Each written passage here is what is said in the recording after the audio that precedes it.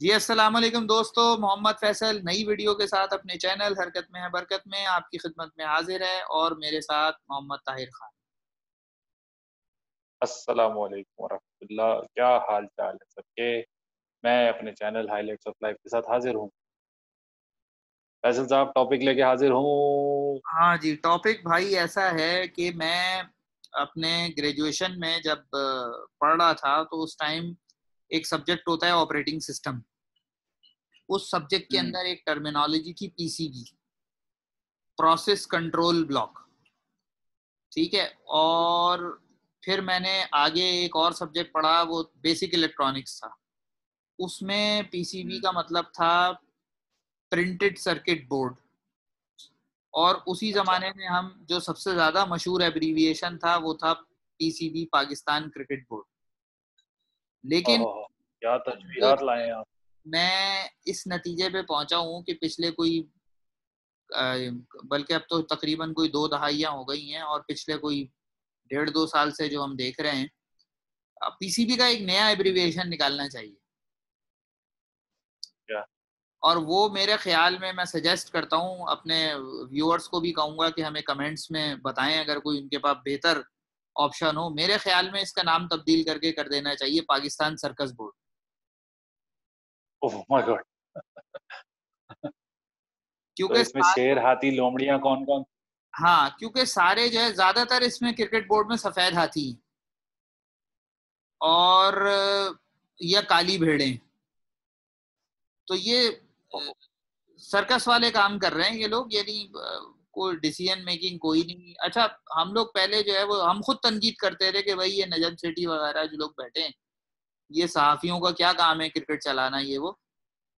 लेकिन अब इन बहुत सारे क्रिकेटर्स को देख के और जो इनकी अनाएं हैं और जो ये गेम की डेवलपमेंट के बजाय सिर्फ अपने बारे में सोचते हैं, और वही आप वाली बात, भाई भाई यूनुस भाई, ये भाई फला भाई ढिमाका भाई, वो सारा इन्होंने माहौल खराब हाँ किया जी। हुआ है। तो इस हिसाब से तो वो हम्म। नॉन क्रिकेटर्स बेहतर है क्रिकेट को चलाने के लिए। हाँ।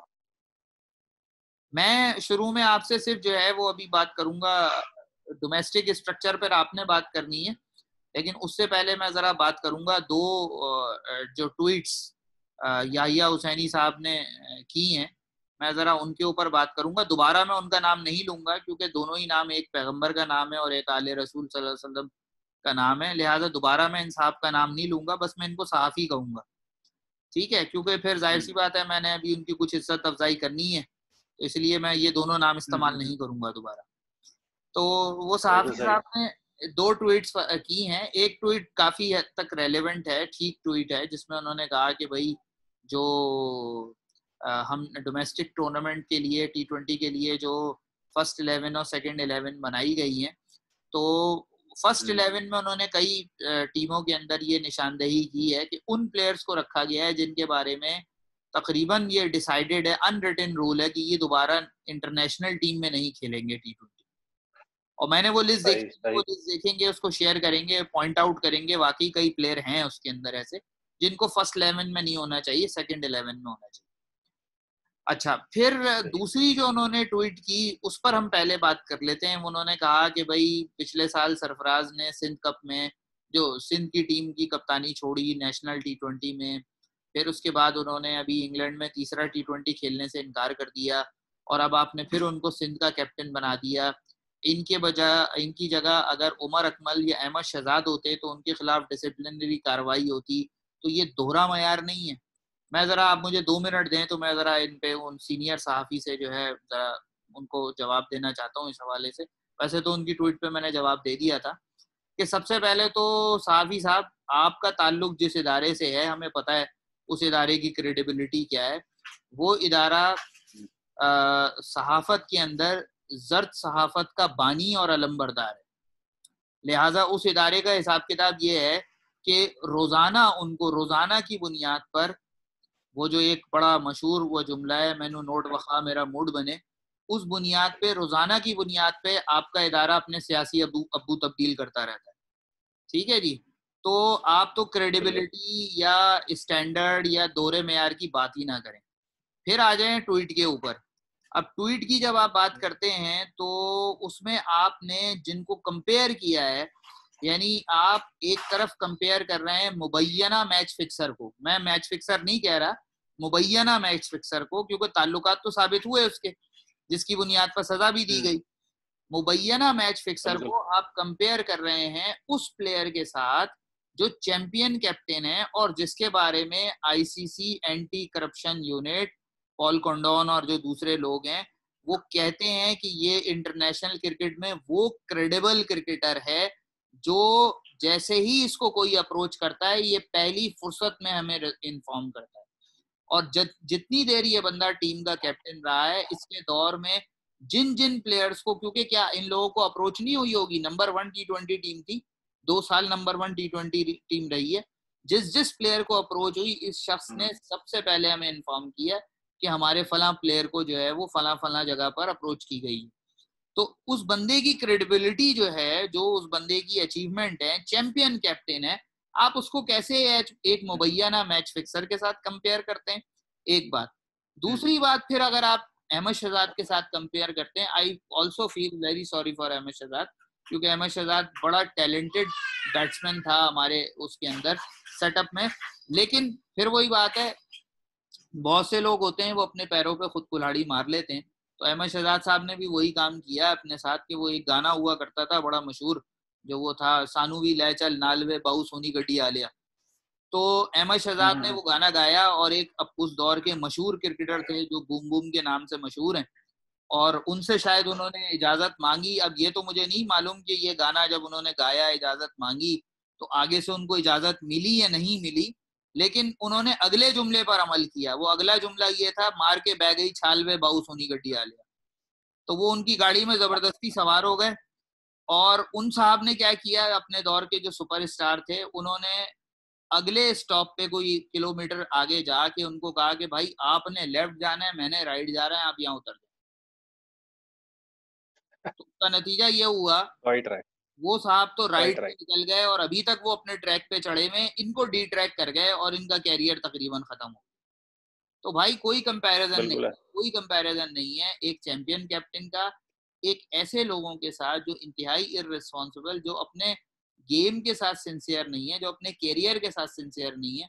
जो बंदा अपने कैरियर के साथ सिंसियर नहीं है वो किसी और के साथ क्या मुल्क के साथ सिंसियर? मुल्क तो बहुत बाद में आता है, मुल्क के साथ हाँ, मुल्क तो बाद में आता है भाई, सबसे सब ये अपनी लोग कम से खेल कम मुल्क के कानूनी लिए रहे। सिंसियर हो जाओ। तो मैं तो ये दो सही बात ट्वीट्स है पे यार, पहले बात ये करना बड़ी चाहूंगा। डिसअपॉइंटिंग सी न्यूज़। अब आइए आप जरा जो है वो डोमेस्टिक स्ट्रक्चर पर आप बात कीजिए, या इस हवाले से आप कुछ कहना चाहते हैं तो आप कहिए।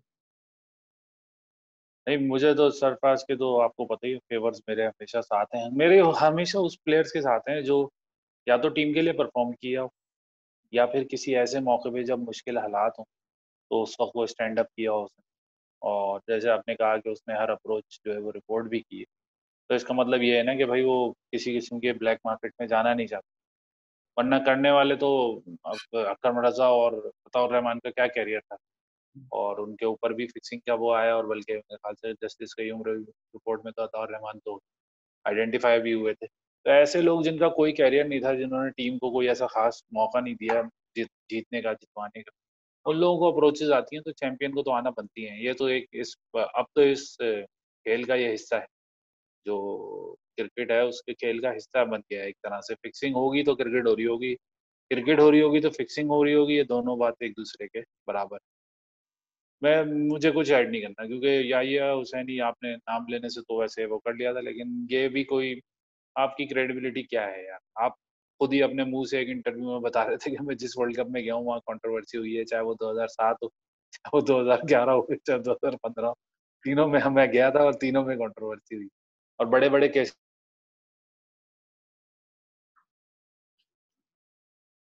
मेरे ख्याल से क्रिकेट बोर्ड जो अब सर्कस बोर्ड में तब्दील हो गया, तो उसकी एक शाख जो है ना, वो अभी एक उन्होंने पिछले वीक में जो हमारे चीफ कोच और हेड कोच और क्या नाम है, सिलेक्टर, चीफ सिलेक्टर के ना होते हुए जो है उन्होंने रीजनल टीम्स भी अनाउंस कर दी। और जो पुराने लोग थे, जिन जो रीजनल के हेड कोच थे, वो बेसिकली सिलेक्शन कमेटी में शामिल थे, उनको बगैर किसी नोटिस के साइडलाइन भी कर दिया गया।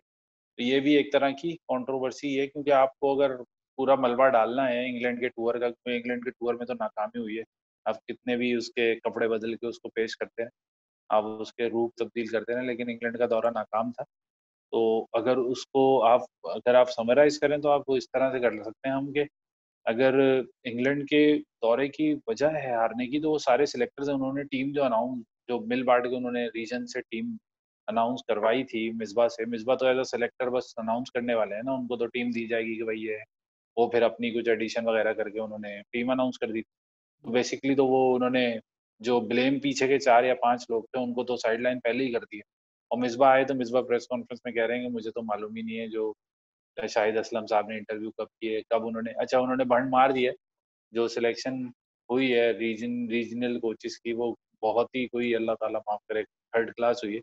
क्योंकि कोचेस जो हैं जिस रीजन के होने चाहिए वो उस रीजन में नहीं है, वो दूसरे रीजन में जाके कोचिंग कर रहे हैं।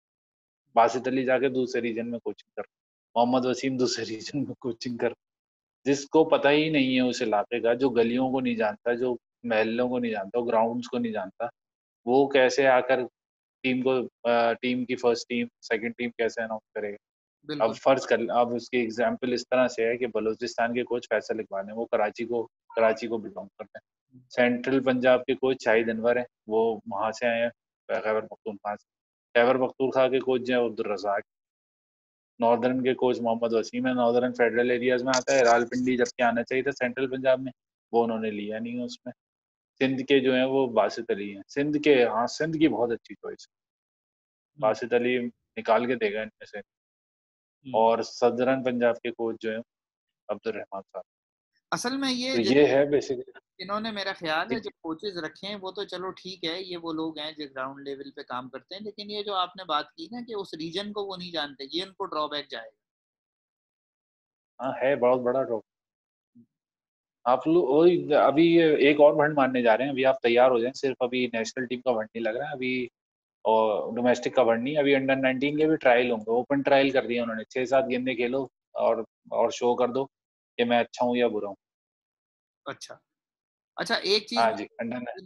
इनमें याद आ गई, अब जब हम सर्कस बोर्ड की वो तमाम जो है करतब दिखा रहे हैं, क्योंकि करतब ही कहेंगे उनको, तो उसमें मुझे वो हमारे जो सीओओ जो हैं उनकी जो है वो एक याद आ गई, उनकी करतब याद आ गई। उन्होंने यूके में बैठ के इंटरव्यू दिया है कि पाकिस्तान में लोग हमें काम नहीं करने देते और बिला वजह तनकीद करते हैं, जिसमें उन्होंने यूट्यूबर्स को और जो साबिक क्रिकेटर्स हैं जिनके यूट्यूब चैनल्स हैं उनके ऊपर उन्होंने जो है वो तनकीद की है कि मैं यहाँ से काम करने गया था और मुझे वहाँ काम नहीं करने दिया जा रहा।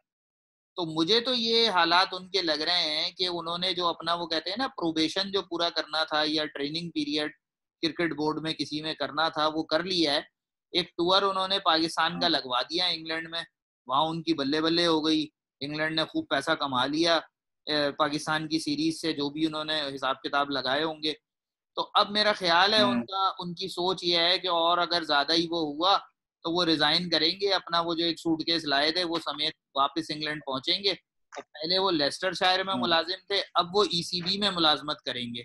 मुझे अब ये आसार लगने लगे हैं, क्योंकि हो भी जो सकता हो। बेजारी का इजहार किया है पाकिस्तानी विंटेज। लोगों से, पाकिस्तानी सेटअप से, तो भाई जब आप ये नौकरी के लिए अप्लाई कर रहे थे उस वक्त क्या पाकिस्तानी को बहुत अजीम लोग थे?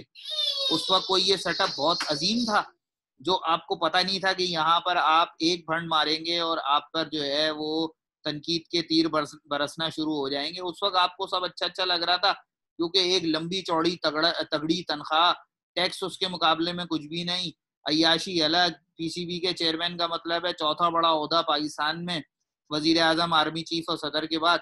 और वो फुल मजे पूरे साल में आपने जितना अरसा आपको हुआ है, आपने पता नहीं कितने फॉरेन टूर्स के करोड़ों रुपए आपने एक एक टूर पे फूक दिए, फुल अयाशी कर ली है। अब आपको जो है ना वो पाकिस्तान का सेटअप बुरा लगने लगा, लोग बुरे लगने लगे, क्योंकि आपकी, मेरा ख्याल है, वो जो ट्रेनिंग पीरियड था ना एज ए बोर्ड हेड वो पूरा हो गया है और अब आप इंटर्नशिप। और नौकरी ढूंढ रहे हैं क्या? हनीमून हनीमून पीरियड कहलाता है। कोई भी कप्तान हो, कोई भी कोच हो, कोई भी बोर्ड का मेंबर हो, उसका 1 साल जो होता है ना, वो उसका हनीमून पीरियड।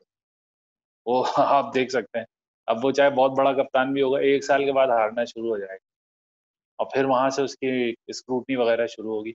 अच्छा, इस चीज में मैं एक चीज बहुत क्लियरली कर दूं, बिल्कुल वाजे कर दूं, क्योंकि यही काम मिसबा के साथ भी किया है। पहले उनकी डुएल जो नेशनल टीम और इस्लामाबाद यूनाइटेड के साथ उनकी एफिलिएट थी, वो उसको जायज करार दे दिया गया था, लेकिन अब उन्होंने क्योंकि काम कर लिया है, अब उन्हें डुअल रोल से मना कर दिया है पीसीबी ने कि वो अब इस्लामाबाद की कोचिंग नहीं कर सकते नेक्स्ट पीएस।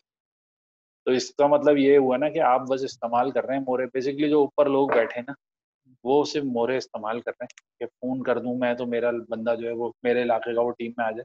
उन्हीं लोगों ने मेरे ख्याल से इनको भी एडवर्टाइज कर दिया था कि भाई आप जो है वो, असल में देखें, हायरिंग किसी बाहर के मुल्क की मैं खिलाफ नहीं हूँ, रोजी तो है ना, बेसिकली रोजी तो दे रहे हैं ना, आप हो सकता है अहल हो, रोजी तो दे रहे हैं, मैं उसका खिलाफ नहीं हूँ। लेकिन मैं खिलाफ इस चीज़ के हूँ कि आप आए थे डिसीजन लेने, आप आए थे सिस्टम को बेहतर करने। अगर आप भी कंप्लेन ही करके जा रहे हो तो फिर फायदा ही क्या भाई आपका। हाँ आप लेने थे सख्त डिसीजन, सख्त डिसीजन लेने थे आपने। अगर आपको अब कंप्लेन आ रही है 1 साल बाद, तो पहले दिन से आप सिलेक्शन ले लो। देखें, गाजी और शहीद में ज़्यादा फर्क नहीं होता, बस शहीद हो सकता है एक स्टेप आगे चला जाए, या हो सकता है गाजी को मौका ना मिला। हाँ ऐसे ही, दोनों चीज़ें सेम है, बिल्कुल ऐसे ही। बस ये दोनों चीज़ें सेम है, आपके समझने के ऊपर है, आप समझते किस तरह, लेकिन गाजी और शहीद के रुपये में कोई तब्दीली। तो इसीलिए अगर आपको वाकई सिंसियर थे, आप लाखों रुपए ले रहे थे, तो आपको कम से कम एक स्टेप आगे जाना चाहिए था ना, जो एक रट है हमारे मुल्क में कि एक हद तक जाओ, बस उसके बाद जो है वो दूसरे लोगों के हाथ में छोड़ दो। आप सीईओ बोर्ड के भाई, आप जवाब दो इस वक्त सारी चीज। और जबकि इस सारे सेटअप में जो मौजूदा वजीर आजम है, उन्होंने क्रिकेट बोर्ड को इंडिपेंडेंट कर दिया है। इस वक्त आपको पता है स्पोर्ट्स मिनिस्टर कोई नहीं है। अच्छा, जी, उन्होंने इंडिपेंडेंट कर दिया ये है। तो बहुत अच्छा, आप एक अथॉरिटी हैं, आप खुद बहुत। डिसीजन लें सारी चीजों को। और इन लोगों की नाअहली आप ये चेक करेंगे, जब बाबर आजम को कैप्टन बनाया गया है तो उन्होंने सवालात पूछे कि भाई सरफराज को क्यों हटाया, तो उन्होंने कहा जी हमें प्राइम मिनिस्टर ने कहा है। यानी इनकी नाअहलियां आप चेक करें। हाँ, उन पर डाल दिया, मतलब वही जो मेरे अब्बू ने मना किया, बाहर नहीं जाना मगरिब के बाद। हाँ, तो ये सर्कस बोर्ड वाली बस ये हरकत वही सीन है है, ना ये। बिल्कुल ऐसा ही है। अच्छा, उसमें ये चीज़ एक क्लियर, फिर मैं असल में क्लैरिफिकेशन इसलिए दे रहा हूँ कि लोग जो है ना इंटरफेरेट करते हैं गलत बात को। तो बिल्कुल क्लियरली बता दें इस वक्त, कि मैं क्लियरली बता दूं सबको कि वसीम खान हो चाहे एहसान मानी हो, सब जो है ना वो, एक होता है ना, क्या कहते हैं उसको आप, अपने आप को सेफ रखने के लिए उन्होंने कोर्ट के आइन में भी तब्दीली कर ली। पीएसएल को भी उन्होंने इंडिपेंडेंट नहीं होता, क्योंकि वो भी पैसा कमाने वाली मशीन है, पैसा कमा के देगी वो। जिस चीज़ में खसारा है वो इन्होंने आउटसोर्स कर दिया। सही। ग्राउंड्स की हालत और दूसरी चीज़ें जो हैं वो इन्होंने आउटसोर्स कर दी हैं। जो चीज़ जिससे डायरेक्ट पैसा आएगा वो इनके अपने हाथ। ये है बेसिकली, एक अब होता है ना अपॉर्चुनिटी देखी उन्होंने, कमाने का तरीका देखा, तो कमा लेते हैं हम जितना कमाने आए हैं। ये बहुत गलत अप्रोच है, मुल्क के लिए कोई फायदेमंद, मुल्क के लिए कोई फायदा नहीं है किसी भी। ये सब लोग अपनी अपनी आकर जेब भर रहे हैं और जा रहे हैं, अपने आप को प्रोटेक्ट करते हैं। कानून जो आया है, आपने भी पढ़ा होगा वो 2019 का, वो सिर्फ बोर्ड के चेयरमैन को, साबका चेयरमैन को, करंट सीईओ को, करंट सीईओ को, नेशनल एकेडमी के कोचेस को, इन सबको मिल रही हैं, पेंशन भी मिल रही हैं, इनको सब सैलरीज भी ठीक ठाक मिल रही, लेकिन क्रिकेट कहीं पे भी आगे नहीं बढ़ रही। बिल्कुल अच्छा, ये चीज़ तो बहुत हो गई है मेरे ख्याल से। अब क्रिकेट पे आ जाते हैं। पाकिस्तान जिम्बाब्वे 3 T20 और 3 वनडे होंगे। एक 3 रावलपिंडी में वनडे हैं और 3 T20 मिलता है, अच्छा। इस तरह से। ठीक ये है वीडियो खत्म, क्योंकि हम इससे ज्यादा जो है ना किसी भी सर्कस बोर्ड की और तारीफ नहीं कर सकते। है। अच्छा, मैं जरा उस पर आ जाऊं, मैं तो पक गया। थोड़ा सा उसको डिस्कस कर लें। जो इस बात से मैं उनकी, जो सहाफी साहब हैं उनकी मैं इत्तेफाक करता हूँ हाँ कि जी, हाँ जी। जो अरे फर्स्ट हाँ, बिल्कुल। इन्होंने रखी है ना, फर्स्ट 11 में वाकई कुछ टीमों के अंदर कुछ प्लेयर ऐसे हैं जो क्वेश्चनेबल हैं कि हम्म ये क्यों है। मिसाल के तौर पर, जैसे अगर आप बलूचिस्तान की टीम देखें, तो बलूचिस्तान में एक लड़के को इन्होंने रखा है, लड़का तो नहीं आदमी है, अकबर उर रहमान। वो जब पहला पीएसएल हुआ था तो वो उस वक्त 29 साल का था। तो अब अच्छा। सेफली जो है वो 35 ईयर्स जो है, और कोई वो नहीं है कि भाई ये वो आगे इनका कोई इम्कान भी हो कि ये T20 वर्ल्ड में पाकिस्तान नेशनल टीम को जो है वो रिप्रेजेंट कर सके। फिर कोयटा की टीम में उन्होंने फर्स्ट 11 में उमर गुल को रखा हुआ है। उमर गुल अपने वक्त के बेहतरीन बॉलर हुआ करते थे, लेकिन अब तकरीबन ऑलरेडी तय हो चुका है कि भाई वो मजीद इंटरनेशनल क्रिकेट नहीं खेलेंगे। ठीक है, फिर आप आ जाइए जो दूसरी टीम है जिसके कैप्टन बाबर आजम है। उस टीम के अंदर जो है इन्होंने बिलाल आसिफ को रखा हुआ है। यानी बिलाल आसिफ ऑलरेडी जो है वो ओवर एजेड है, ये फर्स्ट 11 सारी हम बात कर रहे हैं। एहसान आदिल को रखा हुआ है। ठीक है जी, एहसान आदिल।